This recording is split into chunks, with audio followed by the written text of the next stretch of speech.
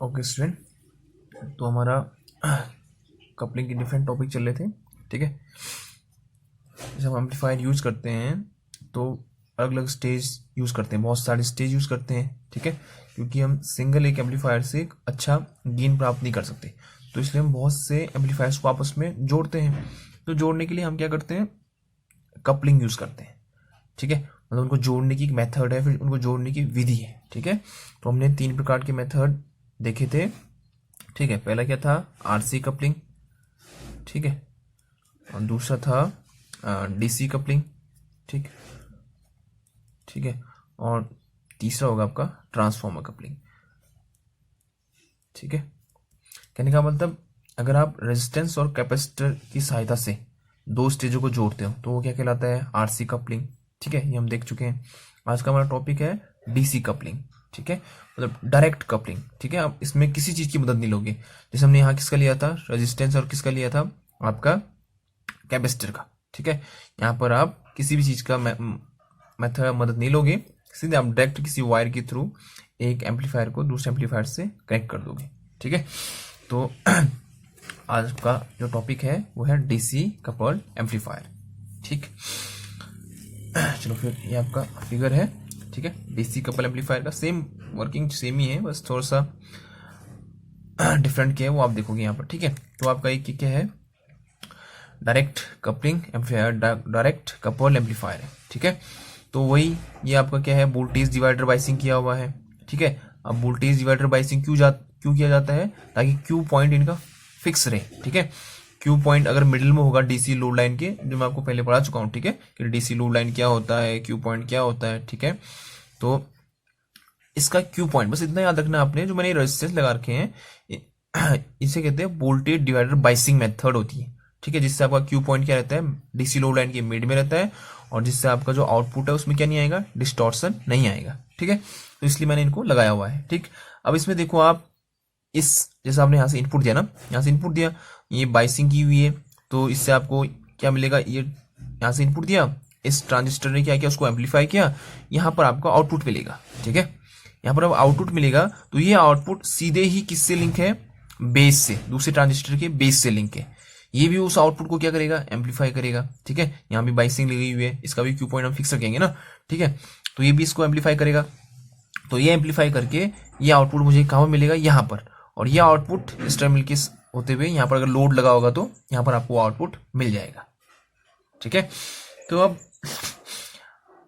Amplify तो आपको RC भी कर रहा था। ठीक, अब इसकी जरूरत क्यों पड़ी, देखो जब हमने आरसी यूज किया था तो हमने वहां कैपेसिटर यूज किया था। ठीक है, अब यहाँ क्या है, कैपेसिटर का यूज नहीं है। ठीक है, कैपेसिटर यूज नहीं है, तो जिससे इसका जो साइज होता है वो थोड़ा छोटा हो जाता है। ठीक है, कॉस्ट इसकी कम हो जाती है।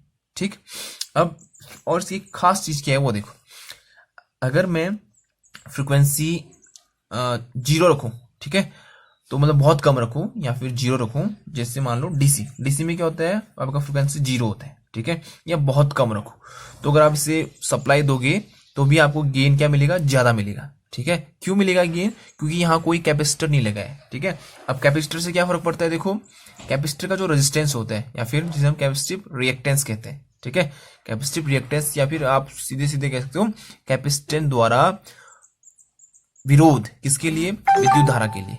ठीक है, तो एक्सी, ठीक है, एक्सी इजिकल टू क्या होता है, 1/2 पाई एफ सी। ठीक है, 2 पाई, ठीक है, 2 पाई एफ सी। अब देखो अगर फ्रीक्वेंसी घटेगा तो ये इंक्रीज होगा नहीं, देखो ये इसके क्या है, व्युत्क्रमणवासी, इन्वर्सली प्रोपोर्शनल है।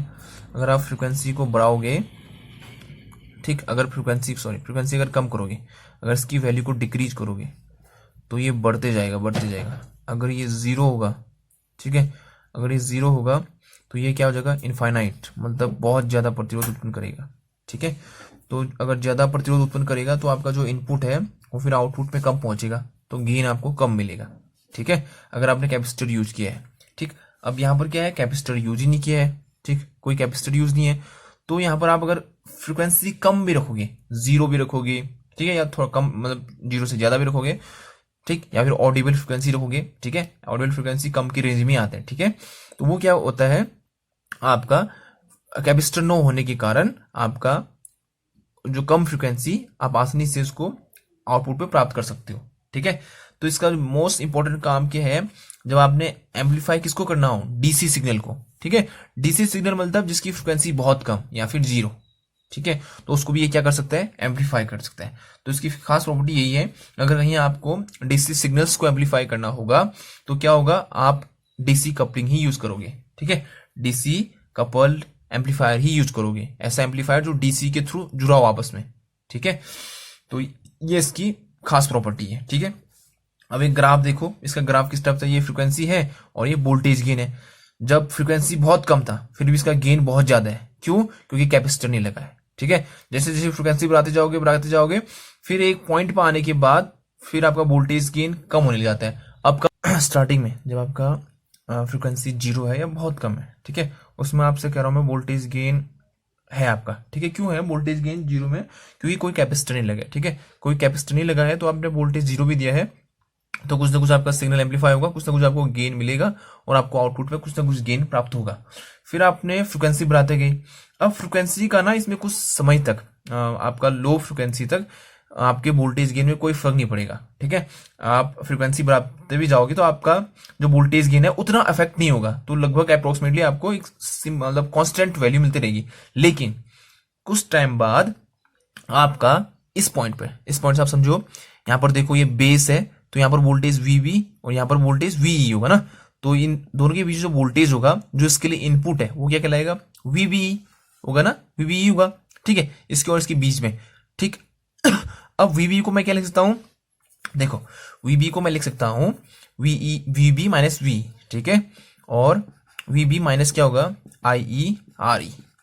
ठीक है, स्टार्टिंग में जब कम आपका वो होगा, फ्रिक्वेंसी कम होगी, तो स्टार्टिंग में जो यहाँ पर इनपुट कम ही होगा। ठीक है, तो स्टार्टिंग में तो इतना इफेक्ट नहीं करेगा, लेकिन जब जैसे आप फ्रिक्वेंसी बढ़ाते जाओगे तो आपका एक बार ऐसा आएगा कि ये आई की वैल्यू बढ़ जाएगी।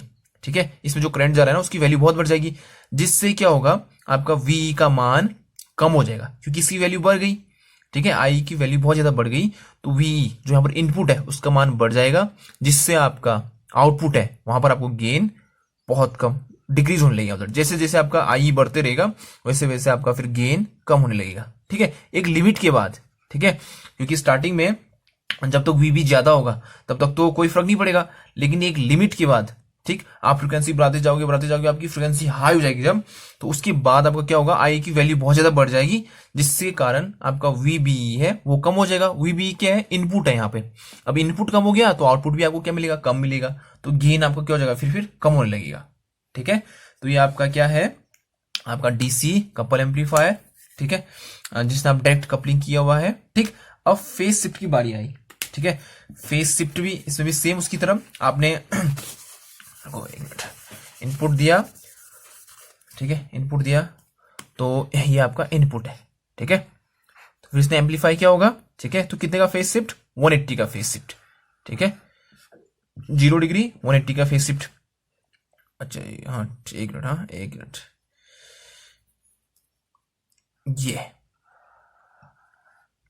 180 का फेज शिफ्ट। ठीक है, फिर से आपका इसने एम्पलीफाई किया, ये फिर आपका आउटपुट में मिलेगा ये 360 का फेज शिफ्ट।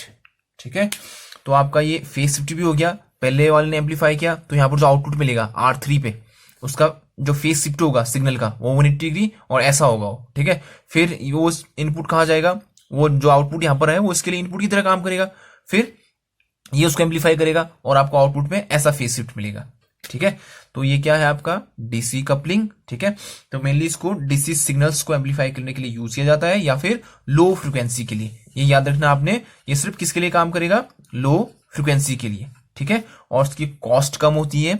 ठीक, कॉस्ट कम होगी और जगह कम घेरेगा। ठीक है, ठीक, चलो ये हो गया फिर आपका। अब इसका ड्रॉबैक अगर डिसएडवांटेज कहें तो ये मेनली आप हाई फ्रिक्वेंसी के लिए यूज नहीं कर सकते हो और टेम्परेचर का इसमें जल्दी प्रभाव पड़ने लग जाता है। ठीक है, अगर आपके सर्किट है उसमें अगर हीट प्रोड्यूस हो रहा है या फिर किसी कारण से टेम्परेचर इंक्रीज हो रहा है तो उसके कारण औरों की अपेक्षा, चाहे आप ट्रांसफॉर्मर कपलिंग लो या फिर आप आरसी कपलिंग लो, औरों की अपेक्षा इसमें जल्दी इफेक्ट पड़ता है।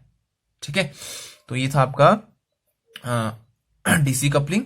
ठीक है, अब है आपका लास्ट इसमें ट्रांसफॉर्मर कपलिंग। ठीक है, ओके स्टूडेंट, तो इसमें लास्ट है आपका ट्रांसफॉर्मर कपलिंग।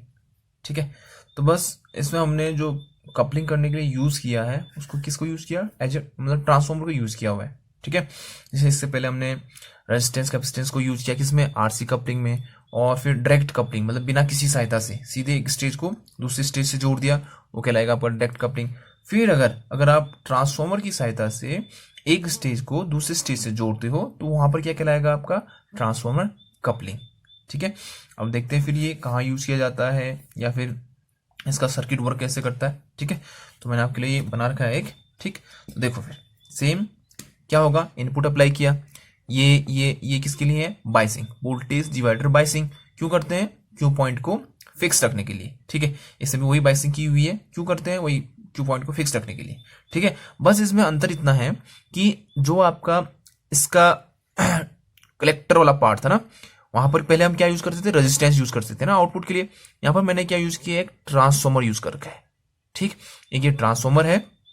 ठीक है, अब देखो हम इसके टर्न्स को ना ऐसे एडजस्ट करते हैं क्योंकि हमने पावर ट्रांसफर नहीं करना है। ठीक है, हमने क्या सिग्नल्स को एक जगह से दूसरी जगह ट्रांसफर करना है। ठीक है, तो हम इस टर्न्स को ऐसे एडजस्ट करते हैं कि जो आपका सिग्नल है वो ज्यादा इधर को जा सके। ठीक है, अब देखो फिर आपने यहां से सिग्नल दिया, फिर इसने उसको एम्पलीफाई किया। ठीक है, स्टार्टिंग के केस में क्या होगा, जब आपका फ्रिक्वेंसी कम होगा। ठीक है, फ्रिक्वेंसी कम, ध्यान से सुनना, फ्रिक्वेंसी क्या है, लो है, तो यहां पर जो एक कॉइल है, जो ट्रांसफॉर्मर का एक कॉइल है, प्राइमरी साइड है ना, ये प्राइमरी साइड है, तो इसका कुछ ना कुछ क्या होगा, रेजिस्टेंस होगा, जिसे हम क्या कहते हैं, इंडक्टिव रिएक्टेंस। किसे डिनोट करते हैं, एक्सएल से। फॉर्मूला क्या होता है, 2πf। ठीक है, एल। ठीक, फ्रिक्वेंसी कम तो इसकी वैल्यू भी कम। ठीक है, तो यहां पर आपका जो वोल्टेज उत्पन्न होगा, ठीक है, यहां पर जो आउटपुट आएगा यहां पर वो कम होगा। क्यों, क्योंकि देखो करंट तो जाएगा, ठीक है, लेकिन अब इसका रेजिस्टेंस क्या हो या फिर इंडक्टिव रिएक्टेंस को वो क्या है, कम है, तो जिसके कारण से आपको यहां पर आउटपुट क्या मिलेगा, कम मिलेगा। आउटपुट कम मिलेगा तो यहां कम जाएगा, इसकी इनपुट में कम आएगा, तो कम जो सिग्नल आया है वो कम एम्पलीफाई होगा, तो आपका गेन कम हो जाएगा, सीधे सीधे हम कहें तो। ठीक है, गेन कम क्यों होगा, देखो आपने यहां से इनपुट तो दिया, ठीक है, इसने उसको एम्पलीफाई भी किया, लेकिन जहां पर ये आउटपुट मिलना था उसका जो रेजिस्टेंस को या फिर इंडक्टिव रिएक्टेंस एक्सएल, उसका मान कम होगा। क्यों, क्योंकि फ्रीक्वेंसी क्या है, कम है, तो इसके कम होने से यहां पर आपको आउटपुट क्या मिलेगा, कम मिलेगा। ठीक, और वो आउटपुट अगर कम है तो इसके लिए इनपुट क्या है, कम है, तो आपको आउटपुट में जो गेन मिलेगा वो भी कम मिलेगा। ठीक है, तो ट्रांसफॉर्मर में अगर लो फ्रीक्वेंसी है तो आपका गेन क्या होगा, कम होगा। फिर आप फ्रीक्वेंसी इंक्रीज करते गए, आपका गेन बढ़ते जाएगा। ठीक है, गेन बढ़ते जाएगा, लेकिन अब देखो कुछ टाइम के बाद क्या होगा, ठीक, फिर बढ़ते गया, फिर एक कुछ पॉइंट में हल्का सा मतलब थोड़ी देर के लिए जो गेन होता है कांस्टेंट रहता है थोड़ी देर के लिए। ठीक है, कि आपने आपने फ्रीक्वेंसी इंक्रीज किया, लेकिन फिर भी आपका जो वोल्टेज गेन है वो कांस्टेंट रहेगा कुछ समय के लिए। ठीक है, लेकिन फिर आप फ्रीक्वेंसी बढ़ाते गए, फिर क्या होगा, देखो ये दो है तो चालकी ना, है नहीं, ये दो चालकी तो है, भले ही कुंडली है या कॉइल है, लेकिन है तो चालक ही। ठीक, और बीच में है कुचालक या फिर कुछ भी कर लो, ईयर है बीच में, तो ये किसकी तरह हो गए, एक कैपेसिटर की तरह यूज बिहेव करेंगे। ठीक है, आप फ्रिक्वेंसी बढ़ाते गए तो अब यहां पर क्या है, एज ए कैपेसिटर बिहेव करेंगे ये दोनों। ठीक है, तो कैपेसिटर में क्या होता है, एक्स इजिकल टू 1/2πfl। आप फ्रिक्वेंसी बढ़ाते जाओगे तो इसका मान क्या होगा, बहुत ज्यादा हो जाएगा। ठीक है, इसका मान क्या हो जाएगा, बहुत ज्यादा, तो जिससे आपका क्या होगा, ठीक है, सॉरी हाँ, फ्रीक्वेंसी आप बढ़ाते गए। ठीक है, फ्रीक्वेंसी का मान आप बढ़ाते गए, ठीक है, उल्टा बोले मैंने। ठीक है, फ्रीक्वेंसी का मान बढ़ाते गए तो इसका जो वैल्यू है वो बहुत कम हो जाएगा। ठीक है, इसका मतलब आपका जो एक्सी है उसका मान क्या हो गया, बहुत कम। ठीक है, ठीक, तो मेरा कहने का मतलब क्या है, ये एज ए कैपेसिटर बिहेव करेगा, लेकिन हाई फ्रीक्वेंसी पर ये कैपेसिटर कैसे बिहेव करेगा, एज ए बाईपास कैपेसिटर। ठीक है, बाईपास कैपेसिटर मतलब जो शॉर्ट सर्किट हुआ कैपेसिटर है। तो आपने ठीक, जितना आपने क्या किया, यहां से इनपुट दिया, वो सिग्नल दिया, ये बाईपास कैपेसिटर की तरह बिहेव करेगा, तो यहां से ये ज्यादा आपका इनपुट यहां जाएगा। अब उससे क्या होगा, बेस करंट इंक्रीज हो जाएगा। ठीक है, बेस करंट सेम वही लॉजिक है जो इससे पहले हमने देखा है, बेस करंट इंक्रीज हो जाएगा। ठीक है, अब आपका बीटा इजिकल टू क्या होता है, collector current upon base current, ठीक है, बीटा गेन है, ठीक। तो इसका जो गेन है अब, ठीक है, इस ट्रांजिस्टर का वो कम हो जाएगा। क्यों हो जाएगा? क्योंकि आपका बेस करंट बढ़ गया है। किसके कारण? ये इसके बाईपास कैपेसिटर की तरफ बिहेव करने के कारण। ये जो कुंडली था इसने किसकी तरफ बिहेव किया? एज ए बाईपास कैपेसिटर, ठीक है, और इसने बेस करंट को बढ़ा दिया। बेस करंट बढ़ गया, ठीक है, तो आपका ये क्या होगा? बीटा घट जाएगा। बीटा, ठीक है, क्या चीज है? Current gain. तो इसका करंट गेन क्या हो गया? घट गया, ठीक है। तो आपको आउटपुट में क्या मिलेगा? करंट, जो आपका करंट गेन है वो घटा हुआ। तो आपका ग्राफ क्या होगा फिर?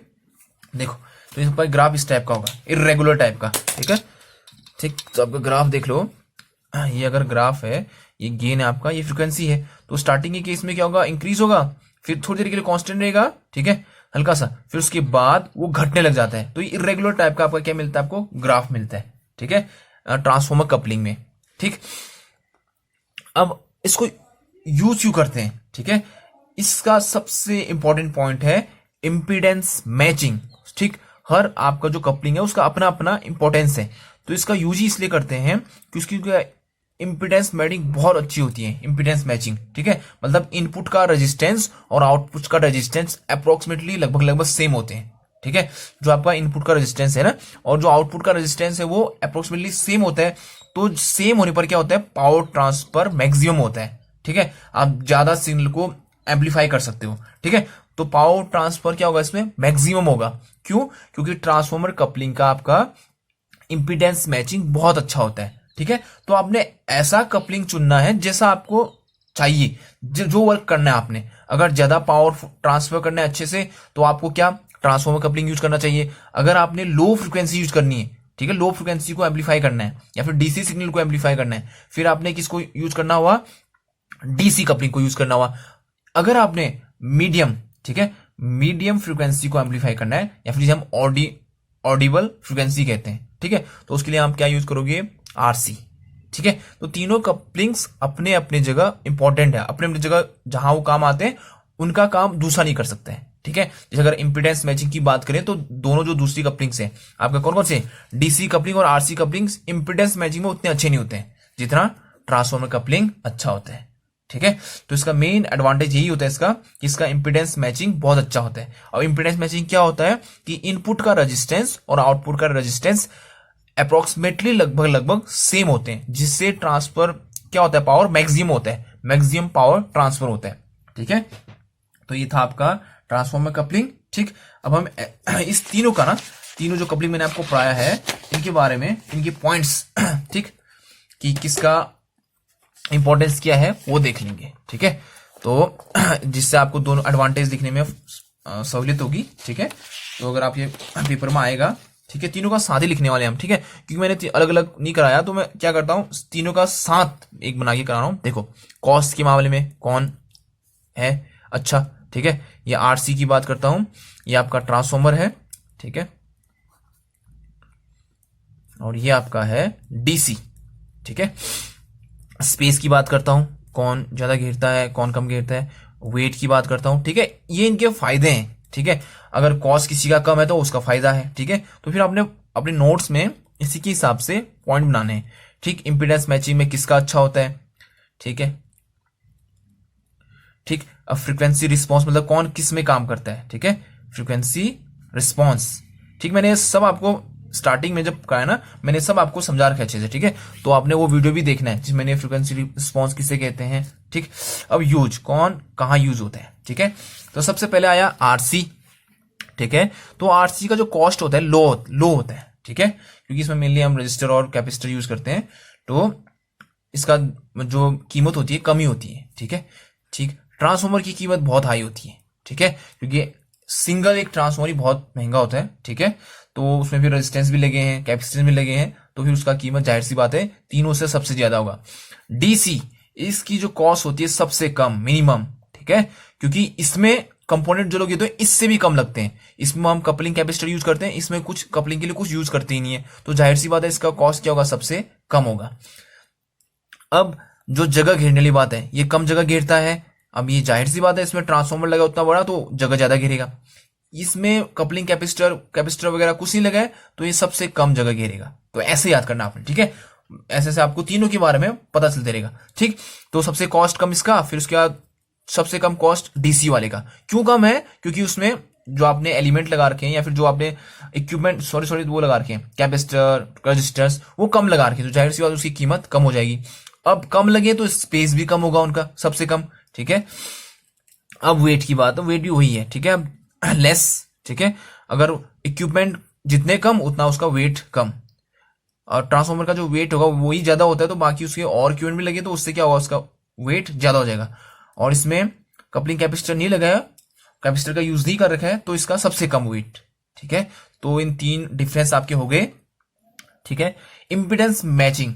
ठीक है, तो इसका इम्पिडेंस मैचिंग आरसी का क्या होता है, अच्छा नहीं होता है, नॉट गुड, सो गुड। ठीक है, जितना अच्छा नहीं होता है, ऐसा नहीं कि इम्पिडेंस मैचिंग होता ही नहीं है, होता है लेकिन उतना अच्छा नहीं होता है। ठीक है, ट्रांसफॉर्मर का एक्सेलेंट, बहुत अच्छा होता है। ठीक है, जो ट्रांसफॉर्मर होता है वो उसीलिए जाना जाता है। ठीक है, क्योंकि देखो फ्रीक्वेंसी रिस्पॉन्स उसका उतना अच्छा नहीं होता है। ठीक है, कि मतलब आप फ्रीक्वेंसी इंक्रीज करोगे तो उसका जो वोल्टेज गेन है वो चेंज होगा ही। ठीक है, ठीक, तो फ्रीक्वेंसी रिस्पॉन्स उतना अच्छा नहीं होता है, लेकिन उसको यूज क्यों करते हैं, उसके इसी प्रॉपर्टी के कारण, इंपिडेंस मैचिंग प्रॉपर्टी के कारण ही हम ट्रांसफॉर्मर कपलिंग यूज करते हैं। ठीक है, अब जो डीसी होता है उसका जो इंपिडेंस मैचिंग होता है गुड होता है, मतलब इससे तो अच्छा ही होता है। ठीक है, जो आरसी कपलिंग होता है उससे अच्छा होता है डायरेक्ट कपलिंग का इंपिडेंस मैचिंग, लेकिन सबसे अच्छा किसका होता है, ट्रांसफॉर्मर का।